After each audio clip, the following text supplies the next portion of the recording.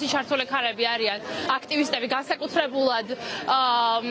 აქტიურები და მათ წინააღმდეგ განსაკუთრებულ მეთოდებს იყენებენ. ჩვენ ნახეთ, სახლში შევარდნა ორსული ქალის მარიამ ბაჯალიძის შემთხვევა, 7 თვის ორსულ ქალს შეუვარდნენ მცირეწლოვან ბავშვთან ერთად. ოჯახში ასევე ერთ-ერთი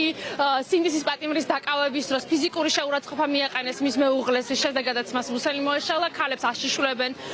იზოლატორებში, ყავს სინდისის პატიმარი ქალები და ხელისუფლების ეგრეთ წოდებული თანამდებობის პირების რიტორიკაც გვესმის, რომ თურმე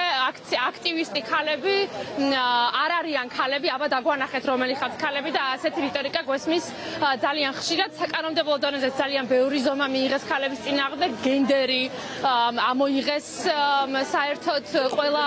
კანონიდან და დღეს ამ ყველა დაგროვილ ბრას გვინდა რომ თავი მოუყაროთ და გავმართოთ გაბრაზებული ქალების მარში და პირველად საქართველოს ისტორიაში ჩვენ გვყავს პოლიტპატიმარი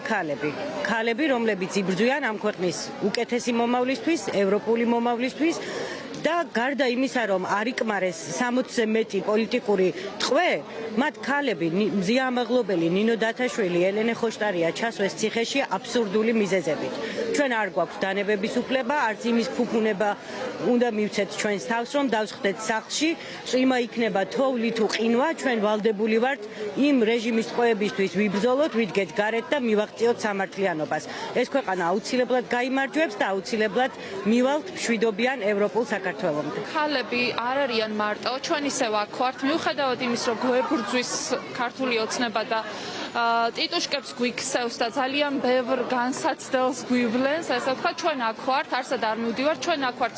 და სოლიდარობას უცხადებთ ქალებს, დედებს, ჩვენს დებს, ქალებს რეგიონებში, რომლებიც მარტო დარჩნენ და აღარ ყავთ მხარდამჭერი, თუნდაც ის არასამთავრობო ორგანიზაციები, რომლებიც ეხმარებოდნენ მოძალადეების წინააღმდეგ ბრძოლაში. ჩვენ მათ ვეუბნებით, რომ არსად არ წავსულვართ, ჩვენ დავიცავთ ერთმანეთს ქალები, დავიცავთ ჩვენს დებს, დედებს და ქართულ ოცნებას ვეუბნებით, რომ ჩვენ ძალიან გაბრაზებულები ვართ, ჩვენ ქალებს არ გვეშინია მათი